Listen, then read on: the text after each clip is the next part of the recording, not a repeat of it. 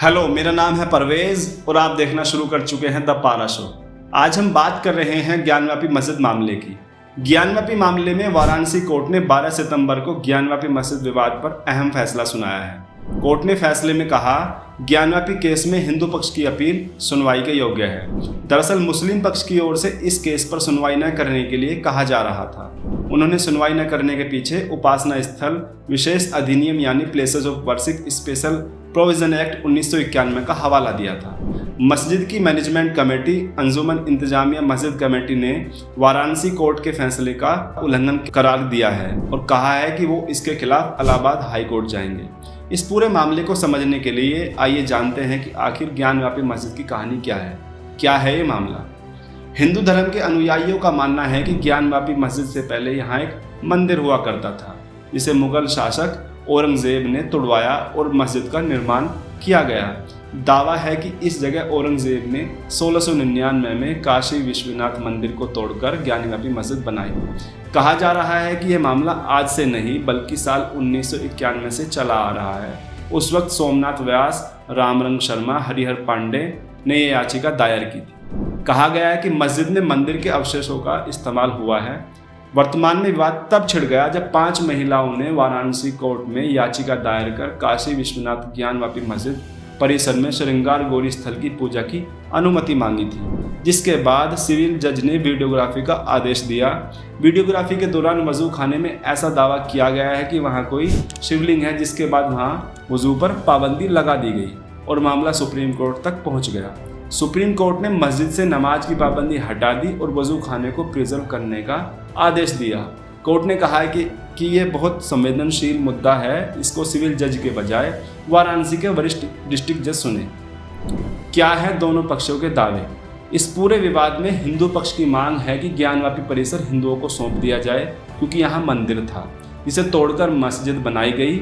हिंदू पक्ष का कहना है कि इस मामले में 1991 का वर्शिप एक्ट लागू नहीं होता।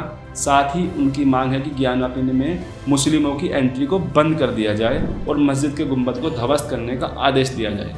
वहीं मुस्लिम पक्ष हिंदू पक्ष के दावे को बेबुनियाद मानता है और उनका कहना है कि ज्ञानव्यापी मामले में सुनवाई करने जैसा कुछ नहीं है। वजू खाने में शिवलिंग मिलने की बात पर मुस्लिम पक्ष का कहना है कि ज्ञानव्यापी में शिवलिंग नहीं, फव्वारा है।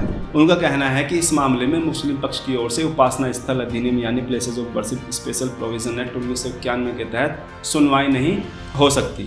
क्या है places of worship special act? उपासना स्थल अधिनियम को साल 1991 में नरसिम्हा राव की कांग्रेस सरकार के कार्यकाल के समय बनाया गया था। उस वक्त राम मंदिर का मुद्दा काफ़ी जोरों पर था। राम मंदिर आंदोलन के बढ़ रहे प्रभाव के कारण अयोध्या के साथ कई और जगह मंदिर मस्जिद विवाद उठने लगे थे। उन्हीं मुद्दों को शांत करने के लिए केंद्र सरकार द्वारा इस कानून को लाया गया। उपासना स्थल अधिनियम के तहत देश आज़ाद होने यानी 15 अगस्त 1947 से पहले मौजूद किसी भी धर्म की उपासना स्थल को किसी दूसरे धर्म के उपासना स्थल में नहीं बदला जा सकता। इस कानून के तहत अगर कोई ऐसा करता है तो सजा के तौर पर उसे जेल भेज दिया जा सकता है। प्लेसेस ऑफ वर्शिप एक्ट के मुताबिक आज़ादी के समय जो धार्मिक स्थल जैसा था वैसा ही रहेगा। इसके अलावा इस कानून के तहत इन धार्मिक स्थलों को तोड़ा या नया निर्माण नहीं किया जा सकता है। उपासना स्थल अधिनियम के तहत अगर ये साबित हो जाए कि वर्तमान धार्मिक स्थल को किसी दूसरे धर्म के स्थल को तोड़कर बनाया गया है तो भी इस दूसरे पंथ के स्थल में भी नहीं बदला जाएगा। हालांकि अयोध्या विवाद को इस कानून के दायरे से अलग रखा गया था। इसके पीछे तर्क दिया गया था कि यह मामला काफ़ी पहले यानी अंग्रेजों के समय से ही कोर्ट में था, इसलिए इसे अलग रखा जाएगा। अब सवाल ये बनता है कि क्या नरसिम्हा राव सरकार के बनाए कानून की व्याख्या होगी? वाराणसी कोर्ट के फैसले का असर मथुरा और तमाम ऐसे ही विवादों या मसलों या मामलों पर पड़ेगा जो वर्शिप एक्ट के तहत आते हैं। ऐसा हो सकता है कि इस कानून की व्याख्या की जाए और डिटेल में बताया जा सकता है कि इस कानून के अंदर क्या क्या नियम है। ज्ञानव्यापी के अलावा ताजमहल को लेकर दावा किया गया है कि वहाँ पहले शिव मंदिर था।